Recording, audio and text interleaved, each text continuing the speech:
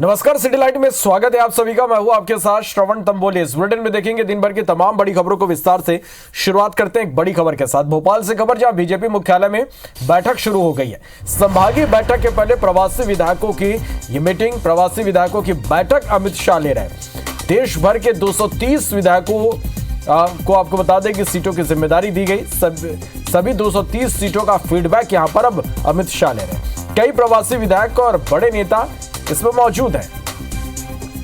तो भोपाल से खबर, बीजेपी मुख्यालय में बैठक शुरू हो गई है। संभागीय बैठक के पहले प्रवासी जो विधायक है उनकी बैठक जारी है।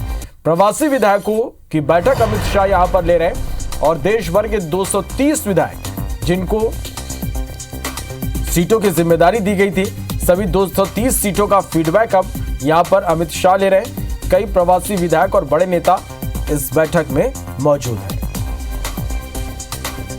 तो सभी 230 सीटों का फीडबैक यहां पर अमित शाह ले रहे हैं। कई प्रवासी जो विधायक है और बड़े नेता इस बैठक में मौजूद हैं। तो अब से कुछ देर पहले अमित शाह बीजेपी कार्यालय पहुंचे। संभागीय बैठक के पहले उन्होंने प्रवासी भारतीयों की बैठक, यहां पर प्रवासी जो विधायक है उनकी बैठक ले रहे हैं। ब्रिजेश हमारे संवाददाता फोन लाइन पे जुड़े हैं। ब्रिजेश, क्या अपडेट इस पर? देखिए, भोपाल में बीजेपी मुख्यालय के भीतर जो है वो बीजेपी की संभागीय बैठक शुरू हो गई है। भोपाल के साथ नर्मदापुरम संभाग की जो 4 सीटें हैं उन पर भी लगातार बीजेपी चिंतन मंथन कर रही है। मंथन इसी बात का है कि अब आगे की रणनीति क्या हो। चुनाव प्रचार शुरू हो चुका है, तमाम टिकटों का बंटवारा बीजेपी कर चुकी है और कौन सी कमजोर सीटें हैं जहां से नेगेटिव फीडबैक मिल रहा है, प्रचार में किन चीजों को जोड़ा जाए, क्या मुद्दे हो, किस तरीके से प्रचार प्रसार किया जाए। और उन सीटों पर डैमेज कंट्रोल की भी बात चल रही है कि कई सीटों पर जो नाराज नेता हैं वो लगातार डैमेज कर रहे हैं बीजेपी को, और उस डैमेज को कैसे कंट्रोल किया जाए, ये तमाम मुद्दे हैं जिनको लेकर बैठक लगातार जारी है। संभागीय बैठक में पहुंचने से पहले अमित शाह ने इन तमाम सीटों पर, जो भोपाल संभाग की 25 और नर्मदापुरम की 11 सीटें हैं, इन तमाम 36 सीटों के जो दूसरे राज्यों से आए हुए बीजेपी के प्रवासी विधायक थे उनसे चर्चा की, फीडबैक लिया और उसी फीडबैक की रिपोर्ट के आधार पर अब संभागीय बैठक में बातचीत हो रही है। लगातार चिंतन मंथन जारी है। चलिए, तो लगातार मंथन जारी है, आप नजर बना के रखिएगा। बहुत शुक्रिया पूरी जानकारी के लिए।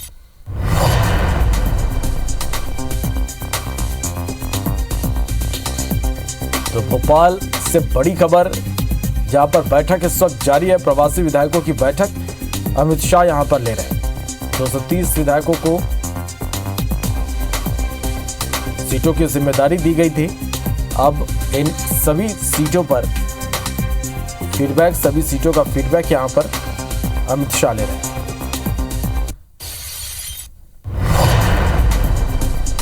तो बड़ी खबर है।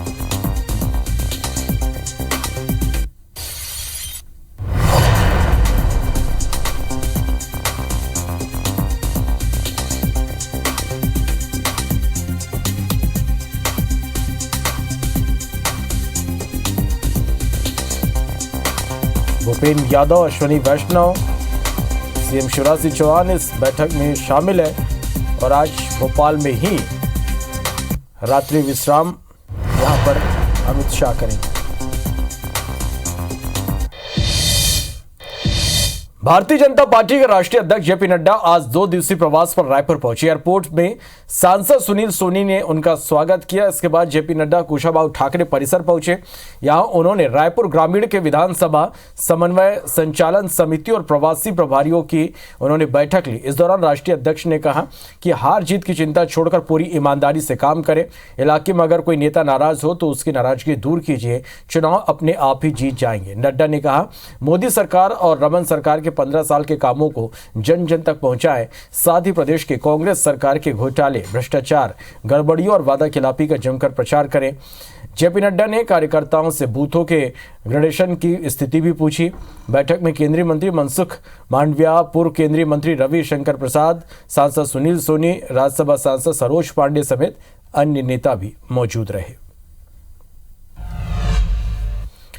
राहुल गांधी ने शनिवार को केशकाल विधानसभा के फरसगांव में चुनावी सभा की। मंच पर उनके साथ मुख्यमंत्री भूपेश बघेल, प्रदेश प्रभारी कुमारी शैलजा, प्रदेश अध्यक्ष दीपक बैज, उप मुख्यमंत्री टीएस सिंहदेव, विधानसभा अध्यक्ष चरणदास महंत, राज्यसभा केशकाल प्रत्याशी संतराम नेताम और प्रत्याशी मोहन मरकाम समेत कई दिग्गज नेता उपस्थित रहे।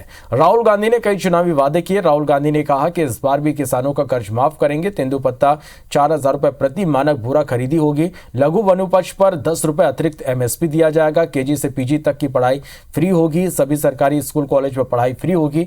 इस दौरान उन्होंने बीजेपी पर आदिवासियों को आगे बढ़ने में रोकने का आरोप भी लगाया कि जैसे हमने पिछली बार किया था वैसे ही हम फिर से छत्तीसगढ़ के किसानों का कर्जा माफ करने जा रहे हैं। आपको सरकारी स्कूल, सरकारी कॉलेज, सरकारी यूनिवर्सिटीज में 1 रुपया नहीं देना पड़ेगा। छत्तीसगढ़ में प्याज की कीमतों ने एक बार फिर लोगों को रुलाना शुरू कर दिया।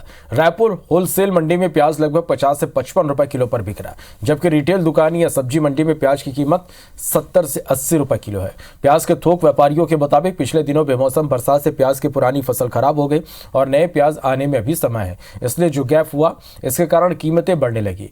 उधर प्याज की बढ़ती कीमतों पर राजनीतिक बयानबाजी भी शुरू हो गई। कांग्रेस ने प्याज के बढ़ते दामों और महंगाई के लिए भाजपा को जिम्मेदार ठहराया। वहीं भाजपा का कहना है कि कांग्रेस के पास कोई मुद्दा नहीं है, इसलिए वे भाजपा को जिम्मेदार करार दे रहे, जबकि प्याज के दाम बढ़ने की वजह फसल का नुकसान होना है। और नासिक भी ऊपर 50 से 52, 53, 54 का भाव है। और यह एकदम से नवरात्रि के बाद रोज 5-5 रुपए की तेजी आने का कारण पुराने माल लगभग ख़त्म हो गए हैं और नए माल आने में थोड़ा टाइम है, तो एक 10-15 दिन की गैपिंग हो गई है। उस गैपिंग में, और ये हाईली कंजप्शन की चीज़ है, इसलिए इसमें तेज़ी का असर ज़्यादा दिखता है। जो लोग 100 दिन में महंगाई कम करने का वादा किया तो उनको जवाब देना चाहिए कि 20 रुपए किलो की प्याज आज फिर से 60-70 जा रही है। प्याज के कारण भारतीय जनता पार्टी 5 राज्यों में बुरी तरीके से चुनाव हारेगी। ये कांग्रेस पार्टी के लोग हर चीज़ के लिए बीजेपी को जिम्मेदार मानते हैं। बिल्कुल भारतीय जनता पार्टी का इससे कोई लेना देना नहीं। ये पैदावार से सीधा जुड़ा मामला। पैदावार कम होती है, रेट बढ़ जाते हैं, पैदावार ज़्यादा होती, कम हो जाते हैं दाम। लोरमी विधानसभा में नामांकन के दौरान जोगी कांग्रेस 2 गुटों में बटी नजर आई। जेसीसीजे ने लोरमी विधानसभा सीट से कांग्रेस से जोगी कांग्रेस में आए सागर सिंह बैस को अपना उम्मीदवार बनाया। वहीं सीट पर लंबे समय से तैयारी कर रहे जेसीसीजे के विधानसभा प्रभारी मनीष त्रिपाठी ने भी अपना नामांकन जमा कर लिया। मनीष त्रिपाठी के नामांकन जमा करने के दौरान जेसीसीजे के केंद्रीय चुनाव कमेटी के अध्यक्ष और पार्टी के वरिष्ठ नेता तिलक राम देवांगन खुद मौजूद थे, जिसके बाद से लोरमी की सियासत में सरगर्मी बढ़ गई। और ये बताया जा रहा है कि जेसीसीजे का एक धड़ा जिसमें खुद तिलक राम देवांगन शामिल है, मनीष त्रिपाठी को लोरमी से प्रत्याशी बनाए जाने के पक्ष में, जिसके चलते पहले ही उनके पार्टी की ओर से बी फॉर्म जमा करा दिया गया था। और इस मामले में मनीष त्रिपाठी का कहना है कि मैंने अभी पार्टी से इस्तीफा नहीं दिया। वहीं जेसीसीजे प्रत्याशी सागर सिंह ने ऐसी किसी जानकारी से इनकार कर दिया। अब देखिए मनीष भाई किस आधार पे कह रहे हैं, ये इसके बारे में मुझे जानकारी नहीं। आदरणीय अमित जोगी जी, आदरणीय मैडम जोगी जी से मेरी बात हुई, बी फॉर्म मुझे दिया गया, पार्टी ने बाकायदा विधिवत नाम घोषणा की मेरी, तो मुझे इसके बारे में जानकारी नहीं है। बस ये है कि मैं जोगी कांग्रेस से लड़ रहा हूँ, ये तय। अभी भी वक्त है हाईकमान के पास, क्योंकि आज हमारे प्रदेश के जो CCI निर्वाचन समिति के जो अध्यक्ष हैं वो हमारे नामांकन में शामिल होने आए थे, माननीय तिलक देवांगन जी। उन्होंने जो हमारा माहौल यहाँ पे देखा है, उससे एक उम्मीद उनको अभी भी है कि हम पार्टी से लड़ें। रायगढ़ विधानसभा सीट पर इस बार भाजपा और कांग्रेस की राह आसान नहीं रहने वाली, क्योंकि जो चेहरे चुनावी समर में कूदे हैं उन्होंने पार्टी की चिंता बढ़ा दी। इस सीट पर भाजपा से ओपी चौधरी, कांग्रेस से प्रकाश नायक उम्मीदवार हैं, तो वहीं जेसीसीजे ने पूर्व महापौर और किन्नर मधुबाई को अब टिकट देकर हलचल मचा दी है। भारतीय जनता पार्टी को इस प्रकार के सामाजिक जो आप बता रहे हैं कि आम आदमी पार्टी से अग्रवाल वर्ग के उम्मीदवार हैं, शंकर लाल जी हैं, ऐसे तो इनका भारतीय जनता पार्टी को लेकर के कहीं से कोई बहुत ज़्यादा फर्क नहीं पड़ने वाला है। कांग्रेस को जरूर, कांग्रेस क्योंकि हर वर्ग को छलने का काम करती है, हर वर्ग को ठगने का काम करती है, तो उनके साथ ये सब दिक्कतें आ सकती हैं। क्योंकि छत्तीसगढ़ की जनता तीसरी पार्टी को कभी भी यहाँ पर मजबूती से खड़े होने नहीं देना चाहती, और ये जो खड़े हो रहे इससे कांग्रेस से कोई फर्क पड़ने वाला नहीं है, क्योंकि कांग्रेस के भूपेश सरकार ने जो छत्तीसगढ़ में काम किए हैं आज गांव के हर किसान खुशहाल है। भाजपा नेताओं को काटने की धमकी देने वाले आदिवासी नेता सज्जू टेकाम को पुलिस ने गिरफ्तार कर लिया। एसपी रत्ना सिंह ने इसकी पुष्टि की। दरअसल कुछ महीने पहले मणिपुर हिंसा को लेकर मानपुर में आंदोलन हुआ था। इस दौरान आदिवासी नेता सज्जू टेकाम ने विवादित बयान दिया था। सज्जू टेकाम के खिलाफ पहले से 2 अपराध रजिस्टर्ड थे जिला मोरा मानपुर में, और जो हाल ही में बिरजू दारम की हत्या हुई है थाना औंधी क्षेत्र में, उसके संबंध में पूछताछ के लिए उनको लेके आया गया है। छत्तीसगढ़ भाजपा के चुनाव सह प्रभारी मनसुख मांडविया ने मुख्य निर्वाचन पदाधिकारी से बीजेपी नेताओं और कार्यकर्ताओं पर की जा रही कार्रवाई करने के मामले में शिकायत की। उन्होंने कहा कि पूरे प्रदेश भर से शिकायतें आ रही कि बीजेपी का झंडा लेकर निकलने वाले वाहनों और घर घर बीजेपी का झंडा लगाने वालों पर कार्रवाई की जा रही है। हमारे संवाददाता राजेश मिश्रा ने उनसे बात। तारीख नजदीक आती जा रही है, वैसे वैसे शिकायतों और शिकायतों का दौर भी शुरू हो चुका है। अभी यहाँ पर हमारे साथ पूर्व मंत्री चंद्रशेखर साहू और नवीन मार्कंडे यहाँ पर मौजूद हैं, हम उनसे बात करेंगे। आज आपकी किनसे मुलाकात हुई, और इसके पहले भी आप लोग शिकायत कर चुके हैं कि टारगेट किलिंग की जा रही है भारतीय जनता पार्टी की। आज आप लोगों ने क्या शिकायत की, और पहले ही जो शिकायत की थी उसका क्या हुआ? अब तक 58 हमारे पत्र हमारे भारतीय जनता पार्टी की ओर से विधिवत तरीके से चुनाव आयोग के समक्ष लाया गया है। उसमें बहुत सारे विषयों पर अभी भी अनुत्तरित है विषय, उनका एक प्रकार से जवाब अनुत्तरित है। उन सब को लेकर आज केंद्रीय मंत्री माननीय मनसुख मांडविया जी के नेतृत्व में हम लोग सब मिले थे। हमारे चुनाव प्रबंधन समिति के दोनों हम सह संयोजक और संयोजक भी साथ में थे, और साफ बात पर हम लोगों ने ये बात तथ्यात्मक ढंग से कही है कि हमारे साहित्य को लेकर जाने वाले वाहन, हमारे झंडा को लगाए हुए हमारे कार्यकर्ता, उनको पुलिस के द्वारा रोका जा रहा है, और एक पर्टिकुलर पार्टी, रूलिंग पार्टी के लोगों को छूट दी जा रही है। ये सब किसके इशारे पे हो रहा है, किसके इशारे पे? निश्चित रूप से ये राजनीतिक दल के मुखिया के इशारे पर हो रहा है, और ये निष्पक्ष चुनाव का संकेत नहीं है। कितनी गंभीरता से ले रहा है चुनाव आयोग, और अगर मान लो कार्रवाई नहीं होती तो आप लोग क्या करेंगे? हमें पूरा भरोसा है कि ये जो राज्य चुनाव आयोग है उस पर कार्रवाई करेगा। अगर नहीं करता है तो इन सारे विषयों को लेकर, जो पेंडिंग विषय है सबको लेकर भारत निर्वाचन आयोग में हम सब शिकायत करेंगे। तो आपने सुना कि भारतीय जनता पार्टी की जो नेता हैं, वरिष्ठ नेता, वो काफी गुस्से में नजर आ रहे हैं। दस्तावेज के साथ उन्होंने यहाँ पर शिकायत की राज्य निर्वाचन आयोग में। अगर इस पर बाद भी कोई अगर कार्रवाई नहीं होती है तो वो केंद्रीय निर्वाचन आयोग भी जाएंगे और वहां पर भी इस बात की शिकायत करेंगे। कैमरामैन लखन शर्मा के साथ राजेश मिश्रा, IBC 24 रायपुर।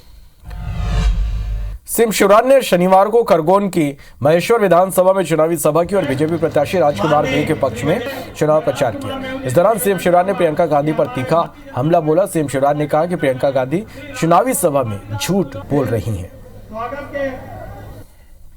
मेरी बहन प्रियंका जी, क्या कांग्रेस ने आपको झूठ बोलने की ट्रेनिंग दे रखी है?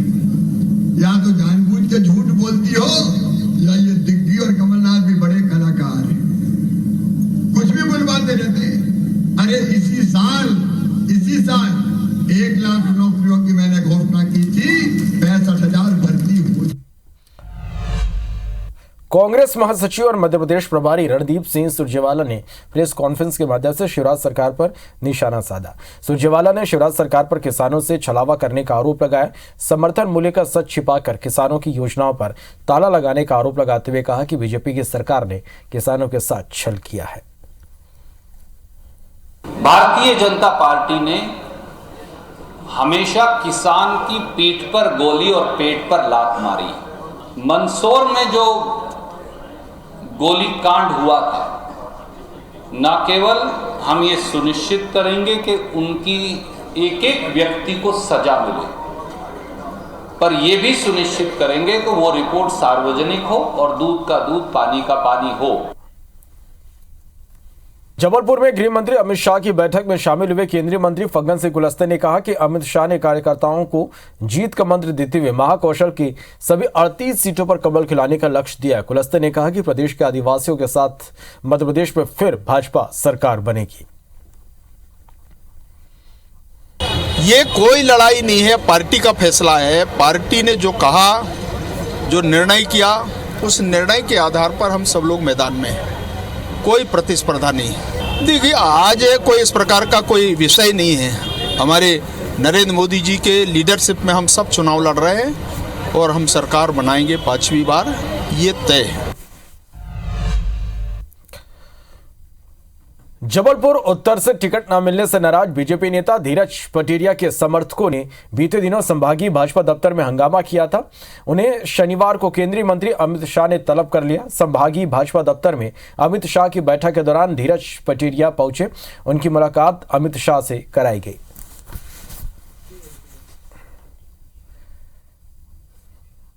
भाजपा के राष्ट्रीय प्रवक्ता राकेश त्रिपाठी ने IBC 24 से खास बातचीत की। चुनावी समर में भाजपा सांसदों को उतरने पर कांग्रेस की ओर से ली जा रही चिट्ठियों पर राकेश त्रिपाठी ने पलटवार किया।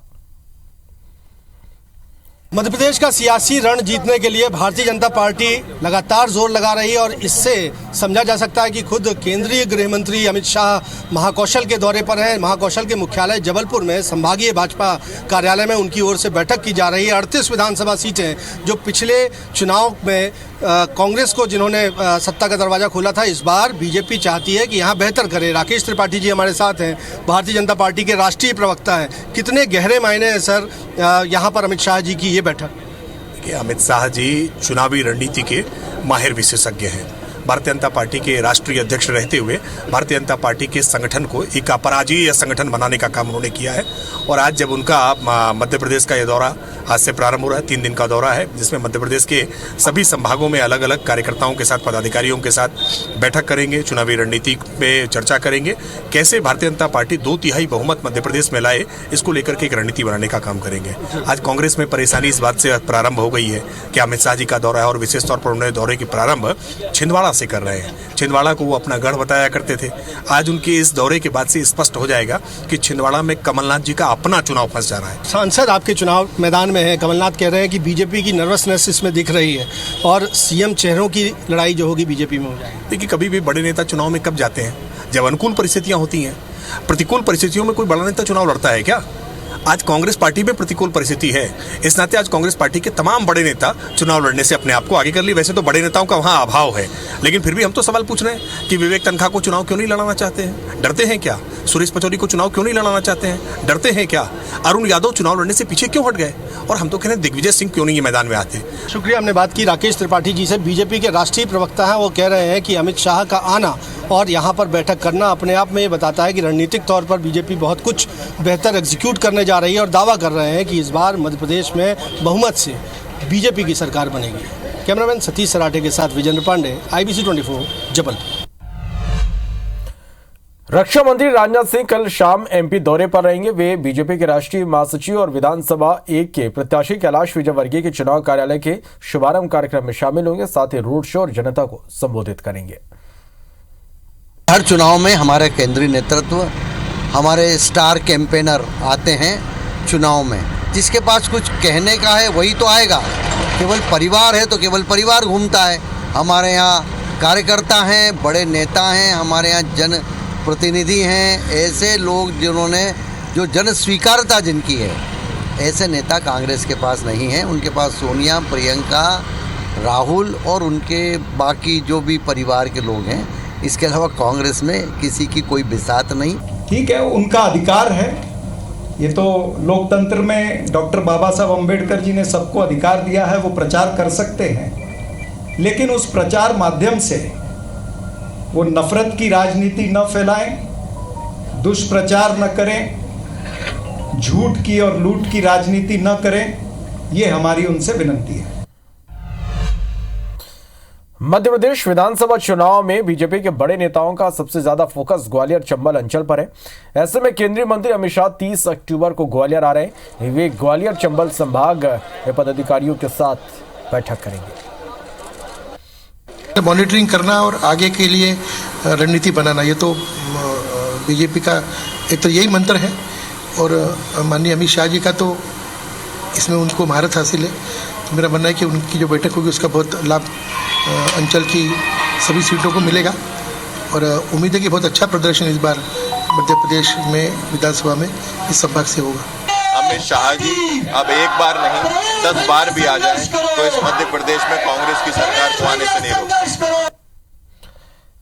सीहोर से भाजपा प्रत्याशी सुदेश राय ने आज अपना नामांकन दाखिल किया। नामांकन में गृह मंत्री नरोत्तम मिश्रा के साथ ही बड़ी संख्या में भाजपा कार्यकर्ता शामिल हुए।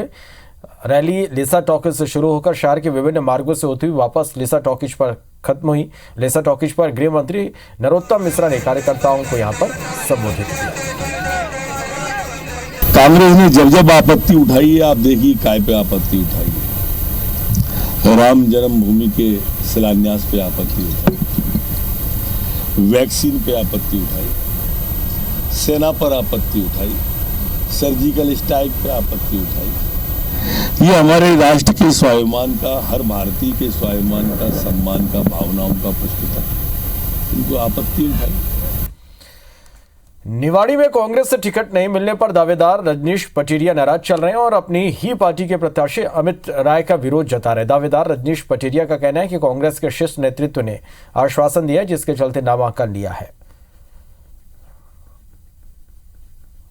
या भाजपा के नेता को ये टिकट दे तो हम सभी लोग बड़े ही असंतुष्ट हैं। यदि कांग्रेस पार्टी ने अपना निर्णय नहीं बदला तो निश्चित ही हम सभी कार्यकर्ताओं ने मन बनाया है कि 30 तारीख को हम निर्दलीय चुनाव लड़ने के लिए बिल्कुल पूर्ण रूप से तैयार हैं। वो अपना नामांकन 30 तारीख को करेंगे। सभी को मना लिया गया है और सब जब भी मेरी बात हुई तब भी साथ में कांग्रेस परिवार हमेशा संगठित रहा है, इस बार भी संगठित है। चूंकि एक दो लोग इसलिए नहीं आ पाए, वो कहीं कोई भोपाल है या कहीं कोई दूर है, तो इस कारण से आने में समय लग गया। आप देखना और जो भी लोग रह गए हम सब लोग साथ मिलकर करेंगे। माननीय जिलाध्यक्ष जी जहाँ खड़े हैं तो वहाँ पूरी कांग्रेस पार्टी है। मध्य प्रदेश और छत्तीसगढ़ में विधानसभा चुनाव को लेकर पुलिस का चेकिंग अभियान जोर शोर से जारी है। श्योपुर में चेकिंग के दौरान एक कार से पुलिस ने 4 बोरी गिलट के जेवर जब्त किए। मुरैना में पुलिस ने 10 लाख रुपए जब्त किए। एक लोडिंग वाहन से 1600 लीटर डीजल और बस से 250 साड़ियां बरामद की गई। सरायछोला थाना इलाके में राजघाट के पास एक वीडियो कोच बस से 350 किलो चांदी के आभूषण जब्त हुए। इधर कटनी में 2 लोगों से 13 लाख रुपए जब्त किए गए। सागर में MP-UP बॉर्डर अटा कन्नीलगढ़ चेक पोस्ट पर एक ट्रक से 3 करोड़ 85 लाख से ज्यादा कीमत की शराब बरामद की गई। एक व्यक्ति को हिरासत में लिया गया। इधर छत्तीसगढ़ के जांजगीर जिले के श्रीनारायण में पुलिस ने एक कार से 4,65,000 जब्त किए। यूपी के बीजेपी विधायक अंजुला सिंह माहौर ने MP चुनाव में प्रचार की कमान संभाल ली। जबलपुर पहुंची विधायक अंजुला सिंह माहौर ने कांग्रेस हाईकमान के दौरे पर तीखी टिप्पणी की। माहौर ने कहा कि MP में प्रियंका गांधी के दौरे का असर यूपी जैसा होगा। सबका साथ, सबका विकास, सबका प्रयास और सबका विश्वास, इस ध्येय वाक्य को लेकर भारतीय जनता पार्टी काम करती है और उसमें सारे लोग भारतीय जनता पार्टी के साथ हैं। महिलाएं विशेषकर भारतीय जनता पार्टी के साथ हैं और आने वाला समय ये बताएगा कि किसकी सरकार मध्य प्रदेश में बनेगी। भारतीय जनता पार्टी पूरे विश्वास के साथ मध्य प्रदेश में सरकार बनाने जा रही है। प्रत्याशियों की घोषणा के बाद अब वोटर राजनीतिक पार्टियों के घोषणा पत्र का इंतजार कर रहे हैं। घोषणा पत्र को लेकर धमतरी की आम जनता का क्या कहना है, आइए सुनते हैं। छत्तीसगढ़ में विधानसभा चुनाव का बिगुल बज चुका है। ऐसे में दोनों ही पार्टी चुनावी मैदान में है, उतर चुके हैं। वही जनता की नजर अब मैनिफेस्टो पर है। दोनों पार्टी के मैनिफेस्टो अध्यक्ष नहीं आई है। हमारे साथ धमतरी चेंबर ऑफ कॉमर्स के अध्यक्ष हैं, उनसे जानते हैं कि मैनिफेस्टो इनके हिसाब से कैसा होना चाहिए। जी सर, कैसे होना चाहिए मैनिफेस्टो दोनों पार्टी का? अभी तक मैंने देखा है जो भी सरकारें आती हैं वो सिर्फ किसानों को देखती हैं या गाँवों को देखती हैं। मैं ऐसा चाहता हूँ कि हमारे देश का नेता ऐसा हो जो व्यापारी वर्ग को लेके चले, क्योंकि व्यापारी एक ऐसा आदमी है जो पूरे देश से जुड़ा हुआ रहता है। कैसा होना चाहिए मैनिफेस्टो? चुनाव घोषणा पत्र इस तरह होना चाहिए जिसमें आदमी के जीवन में जो कठिनाइयां बढ़ रही है आर्थिक तौर पे, उसका निदान हो। रेवड़ी कल्चर जो है, जो प्रलोभन की श्रेणी में आता है, जिस तरह अभी मुख्यमंत्री ने एक घोषणा की है कि किसान के कर्जे फिर माफ किए जाएंगे, तो एक बार आपने किया, चलो वो ठीक था सत्ता पाने के लिए, लेकिन इसकी जो पुनरावृत्ति है इसको मैं रेवड़ी कल्चर मानता हूं और ये जनहित लोकहित में कदापि उचित नहीं है। घोषणा पत्र पार्टी कोई भी हो, घोषणा पत्र में ये चीज जरूर सम्मिलित करे कि युवाओं को रोजगार कैसे मुहैया कराया जाए। मेरे हिसाब से तो ना खाने पीने का जो रेट है ना, जो रूटीन में हम यूज करते हैं ना, एक मंजन से लेकर टूथब्रश से लेकर जो भी हम रूटीन में यूज करते हैं ना, वो सारी चीजें मेरे हिसाब से सस्ती होनी चाहिए। खबर रायपुर से, जहां कांग्रेस की रणनीति तैयार हो गई। कांग्रेस ने प्रचार प्रसार के लिए रणनीति तैयार की है। कुमारी सैलजा की मौजूदगी में रणनीति तैयार हुई है। हर घर तक कांग्रेस की रणनीति पहुंचने के लिए तैयार है। संवाद अभियान से कई वर्गों से बात होगी। हर घर कांग्रेस अभियान में हितग्राहियों से मिलेंगे, महिलाओं और युवाओं से कांग्रेसी चर्चा करेंगे। तो कांग्रेस की ये चुनावी रणनीति जो अब तैयार होगी।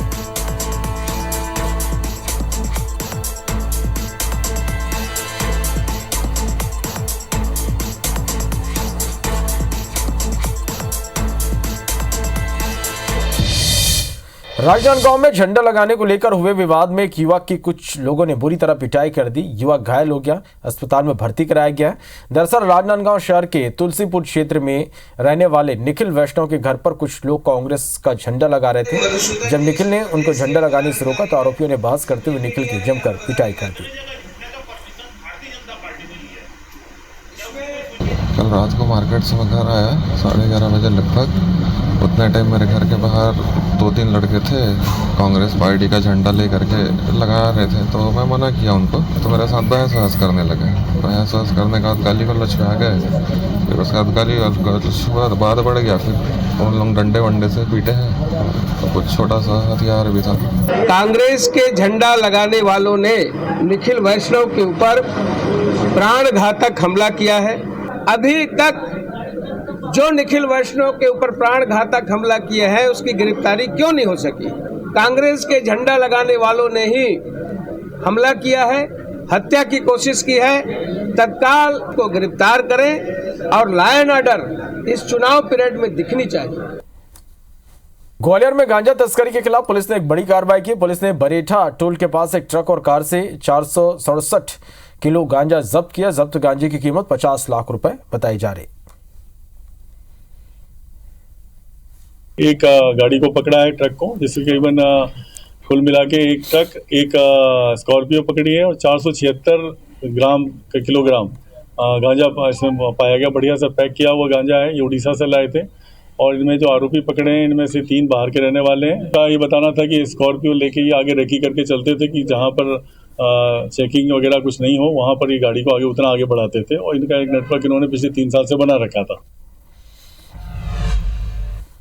रायपुर दक्षिण विधानसभा के पुरानी बस्ती इलाके के कई मोहल्लों में लगभग पिछले 1 महीने से पानी नहीं आ रहा। पीने का पानी यहां पर नहीं आ रहा है। महामाई बारा, धीवरपारा समेत आसपास के कई मोहल्ले में लोग कुएं और बोरिंग के सहारे अपना काम चला रहे हैं। रायपुर दक्षिण के पुरानी बस्ती इलाके में लगभग 1 से 1.5 महीने से भारी जल संकट बना हुआ है। सबसे बड़ी बात है कि लोग यहाँ पर गड्ढों से परेशान थे, अब जल संकट से परेशान हैं। और सबसे बड़ी बात, कुछ ही दिनों में चुनाव आने वाले हैं, ऐसे में लोगों की नाराजगी पार्टियों पे भारी पड़ सकती है। फिलहाल हम यहाँ पर मौके पर आए हैं, स्थानीय लोग जो हैं उनसे बात करेंगे। दीदी, अभी क्या स्थिति है पानी की? पानी बहुत कम आ रहा है जी, मतलब ठीक से चलता नहीं है, कम है पानी, तो बहुत परेशानी होती है सुबह शाम देखकर। मतलब पानी की व्यवस्था कम है। तो आसपास चलते हैं और लोगों से बात करेंगे, क्योंकि समस्या बहुत बड़ी है। होली के समय आपको बता दें कि होली की रात 1 बजे तक यहाँ के लोगों ने थाने के सामने धरना दिया था। उसके बावजूद, वादे करने के बावजूद आज तक की समस्या हल नहीं हुई है। अभी पानी की क्या स्थिति है आप मन के? भैया पानी बहुत कम है और पूरा गंदा है और एकदम बदबू, बहुत ज्यादा बदबू मारा थे। पानी पिए के लायक नहीं है। हाँ, टैक्स लेवा थे, पानी नहीं देवाते हैं। अमृत मिशन की पाइपलाइन में आ रहा है पानी? अमृत मिशन का पाइपलाइन तो अभी डाला नहीं, पुराना जो पाइपलाइन है उसी में आ रहा है भैया। नया पाइपलाइन में नहीं आ रहा है भैया। नया पाइपलाइन जुड़ा ही नहीं है, जुड़ के अभी चालू नहीं हुआ है भैया। होली के टाइम अपन धरना में बैठे रहो ना थाने के सामने में, तो कोई फायदा नहीं मिली इसका? नहीं, कोई फायदा नहीं मिली सोकर से। बोर भी खनवाई से पार्षद था तो बोर वाला पानी भी नहीं चला थे, अभी भी नहीं चला था अच्छा से। हम खुद धरना करें, हमारे मन पर पानी कमी हुआ थे उधर। तो आप देखेंगे रायपुर दक्षिण का जो पुरानी बस्ती इलाका है वहाँ पर कई मोहल्ले हैं जहाँ पर पीने का पानी नहीं मिल रहा है। महीनों से लोग परेशान हैं। पुरानी बस्ती थाने के सामने रात को 1 बजे होली के दिन चक्का जाम कर चुके हैं, आज तक कोई सुधार नहीं हुआ। एन चुनाव का टाइम है, देखते हैं कि लोगों की परेशानी कब तक दूर होती है और ये भी देखने वाली बात रहेगी कि इसका असर चुनाव में कितना होता है। कैमरामैन किशोर गोस्वामी के साथ संदीप शुक्ला, IBC 24 रायपुर। आप देख सकते हैं लाखे नगर जाने वाली सड़क है और केबल के साथ साथ पाइपलाइन का काम लगातार चल रहा है और महीनों से यहाँ पर पानी की दिक्कत है। स्थानीय लोग हैं यहाँ पर, दुकानदार के साथ साथ घरों में रहने वाले लोग हैं। आप कहाँ रहते हैं और पानी की क्या? लिली चौक पुरानी बस्ती में रहता हूँ मैं। 4 महीने से नल बंद है हमारे यहाँ। हमारे पिताजी नगर निगम में RI रिटायर हुए, उसके बावजूद कभी जिंदगी में बंद नहीं था। वो अभी 4 महीने से बंद है, चल रहा है। पानी काम कैसे चला रहे हैं? बाहर के नल से ला के घर का, बस और कुछ नहीं। आप कहाँ रहते हैं? क्या है जी, मैं रहता हूँ पुरानी बस्ती मेन रोड में हूँ मैं। मेरा गर्ग मेडिकल शॉप है और पानी की समस्या तो यहाँ पर करीब सभी घरों में है और लगभग 1 महीने से हमको पानी नहीं आ रहा, नल सूखा हुआ है। अमृत मिशन का पाइपलाइन एक है और 24/7 स्मार्ट सिटी का दोनों होगा, किसी में पानी नहीं आ रहा? किसी भी नल में पानी नहीं आ रहा। अच्छा, आप कहाँ रहते हैं? सर मैं अश्वनी नगर में रहता हूँ, लेकिन यहाँ मेरा एक ऑफिस है और यहाँ तो 3-4 बाल्टी के लिए दिक्कत जाती है ना। और जो 24 आवर्स वाले जो पानी बोल रहे हो या अमृत योजना बोल रहे हो, उससे यहाँ का कुछ भी सुयोजित रूप से, व्यवस्थित रूप से पानी नहीं दिया जा रहा है। तो सीधी सीधी बात है, तो इस पे चुनाव का कुछ असर रहेगा? तो स्वाभाविक बात है भाई, ये तो चुनाव में तो इसका विपरीत असर होना ही होना है। ये तो बट नहीं चल रही है। बिल्कुल लाजमी है कि चुनाव सर पर है तो चुनाव से जोड़ना इस समस्या का बनता है, क्योंकि कहीं ना कहीं ये सारी समस्याएं चुनाव पर, वोटर के मन पर काफ़ी असर करती हैं। देखते हैं समस्या हल होती है कि नहीं और चुनाव में इसका कितना असर होता है। कैमरामैन किशोर गोस्वामी के साथ संदीप शुक्ला, IBC 24 रायपुर। ब्राह्मणपारा वार्ड में बिना मेरी जानकारी के 2 जगह इन लोगों ने, नगर निगम की तरफ से है कि स्मार्ट सिटी की तरफ से, कोई जानकारी नहीं है, इन लोगों ने गड्ढा खोद दिया। इससे मेरे वार्ड में हाहाकार मच गया है, कहीं पे पानी नहीं मिल रहा है, लोग आके परेशान है, एकदम प्रेशर एकदम कम है। जल संकट की स्थिति तो अभी भी वैसी बनी हुई है और अभी अधिकारियों ने 2 दिन का समय मांगा है और जल संकट की स्थिति तो पूरे वार्ड में है। कांग्रेस ने रायपुर को नरक बना दिया है, रायपुर को गड्ढापुर बना दिया है, रायपुर को चाकूपुर बना दिया, रायपुर को धूलपुर बना दिया है और इसका जनता बदला इस चुनाव में जनता लेगी। शरद पूर्णिमा के मौके पर रायपुर के प्रसिद्ध मंदिरों में विशेष आयोजन नहीं हुए। इस बार चंद्रग्रहण ने ग्रहण लगा दिया। शरद पूर्णिमा पर कोई आयोजन नहीं किया जा रहा। हमारी संवाददाता सुप्रिया पांडे ने महामाया मंदिर के पुजारी मनोज शुक्ला से शरद पूर्णिमा पर आज मंदिरों में विशेष आयोजन नहीं होंगे। चंद्र ग्रहण की वजह से आयोजनों पर ग्रहण लग चुका है और हमारे साथ इस वक्त महामाया मंदिर के पंडित मनोज शुक्ला मौजूद है, उनसे बात करते हैं।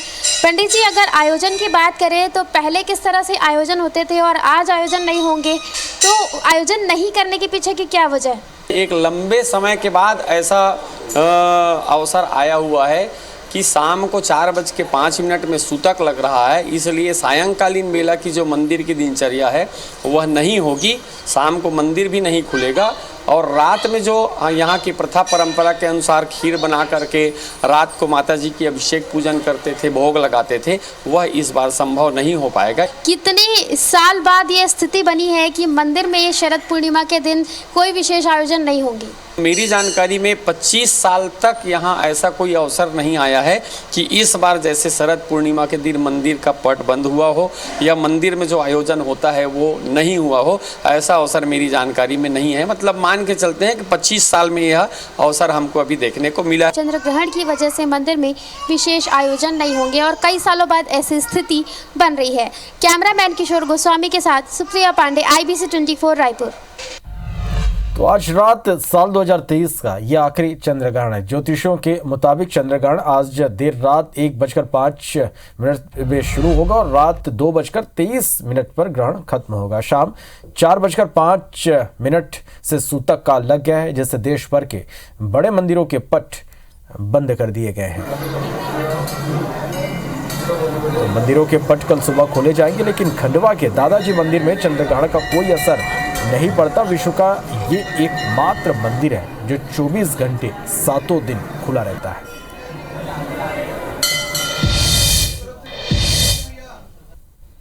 ये दादाजी धूनीवाला आश्रम में किसी भी ग्रहण का, सूर्य ग्रहण हो या चंद्र ग्रहण हो, इसके संभव कोई मंदिर में सेवाएं, पूजाएं, भोग इत्यादि बंद नहीं होते, क्योंकि दादाजी के समय से ही, छोटे दादाजी के समय से ही ये 24 आवर्स आश्रम खुला रहता है।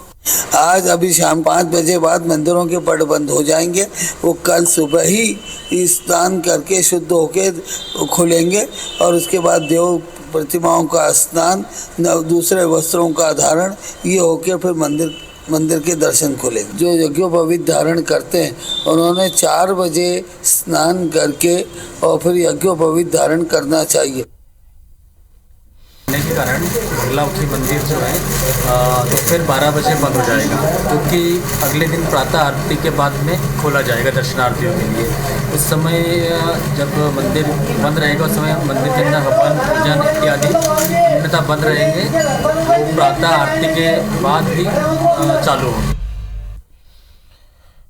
ग्वालियर शहर में 18वें अंतर्राष्ट्रीय नृत्य और म्यूजिक फेस्टिवल के तीसरे दिन रंगारंग प्रस्तुति हुई। राजस्थान, पंजाब, जम्मू और हरियाणा समेत देश भर से कलाकारों ने अपनी शानदार प्रस्तुति दी। हमारा परफॉर्मेंस हमारे सबसे अच्छा रहा सबसे, और हम चाहते हैं कि हमारा पोजीशन फर्स्ट आए। हम लोगों ने सबके बीच में हमने खुद का फोल्क म्यूजिक देवश्री गणेशा बजाया, तो हमें अपने इससे अच्छा है कि हम अपने घर का गाना, हमारे देश का गाना हमने शिवाजी गणेश बनाया, तो हमें अच्छा प्राउड है और हम चाहते हैं कि हम प्लीज जीते। मेरे को उम्मीद तो अच्छी है, ये परफॉर्मेंस भी बहुत अच्छी हुई है। उद्भव में आके बहुत अच्छा लग रहा है हमें कि अपनी संस्कृति से रिलेटेड कुछ देखने को मिल रहा है। यहाँ क्लासिकल भी काफ़ी हमने देखे, लेकिन लग रहा है कि नंबर आने की उम्मीद है। आज तीसरा दिन है लगातार उद्भव सांस्कृतिक और म्यूजिक को लेके, ये लगातार तीसरा दिन है। तो ये जो फंक्शन है, ये सांस्कृतिक जो आयोजन है, इसका सबसे बड़ा फ़ायदा जो मध्य प्रदेश को मिल रहा है और देश को मिल रहा है कि इतने बड़े संख्या में विदेशी पर्यटक मिल रहे हैं और इससे जो रेवेन्यू मिलेगी, इस क्षेत्र का नाम होगा। भोपाल से बड़ी खबर, जहां बच्चा चोरी मामले में दिल्ली की महिला डॉक्टर गिरफ्तार हुई है। भोपाल पुलिस ने दिल्ली में छापा मारकर गिरफ्तार किया। आरोपी डॉक्टर बच्चे चोरी गैंग में शामिल है। भोपाल में किडनैप दोनों बच्चों को बेचने की भी तैयारी थी। तो लगातार खुलासे हो रहे हैं, पुलिस की कार्रवाई भी जारी। आपको बता दें कि नवरात्र में कन्या भोज के नाम पर, कन्या पूजन के नाम पर यहां पर 2 मासूम बच्चियों का अपहरण हुआ था। पुलिस को सफलता मिली, बच्चियों को सकुशल बरामद किया गया। अब इसके तार देखिए किस तरह से जुड़ते जा रहे हैं और पुलिस की कार्रवाई लगातार जारी है। डॉक्टर को गिरफ्तार किया गया और जानकारी ये भी कि बच्चे को बेचने की तैयारी थी। ब्रिजेश हमारे संवाददाता फोन लाइन पर जुड़ रहे हैं। ब्रिजेश, लगातार इस पूरे मामले में पुलिस की कार्रवाई जारी है, सफलता भी पुलिस को मिल रही, और क्या खुलासे हुए इस पूरे मामले में? बिल्कुल, देखिए दिल्ली की सरोजनी नगर कॉलोनी से जो है वो क्लिनिक चलाने वाली, नर्सिंग होम चलाने वाली एक महिला डॉक्टर को गिरफ्तार किया है, जिसका नाम कुमारी शक्ति देवी बताया जा रहा है। और ये महिला जो है वो बच्चों को चोरी करके सप्लाई करने का काम करती थी। दोनों तरीके से सप्लाई करने का काम करती थी। एक तो देह व्यापार के लिए जब बड़ी बच्चियों को जो है वो बेचा जाता था, और दूसरा जिन दंपतियों के बच्चे नहीं थे उन दंपतियों को, छोटे बच्चों को बेचा जाता था। तो ये पूरी जो गैंग थी देश भर में सक्रिय थी, और जिस तरीके से इसके 5 सदस्यों को भोपाल से छापेमार कार्रवाई करके इंग्लिश विला कॉलोनी से पकड़ा गया था, उसके बाद पुलिस लगातार पूछताछ कर रही थी। एक के बाद एक कई खुलासे हो रहे थे, और इसी निशानदेही पर जो आरोपी भोपाल से पकड़े गए थे उन्होंने जो बताया था कि बच्चे को बेचने की तैयारी दिल्ली में थी, उसी तार से जोड़ते हुए पुलिस जो है वो दिल्ली की सरोजनी नगर कॉलोनी में आज पहुंची और शाम को करीब 8:30 बजे छापेमार कार्रवाई करके इस महिला को उसके घर से गिरफ्तार किया है। इसको महिला को जो है, महिला डॉक्टर को भोपाल लाने की तैयारी है। सुबह तक जो पुलिस है वो भोपाल पहुंचेगी और उसके बाद कड़ी पूछताछ की जाएगी। कई और बड़े खुलासे इस पूरे मामले में हो सकते हैं। चलिए, शुक्रिया पूरी जानकारी के लिए।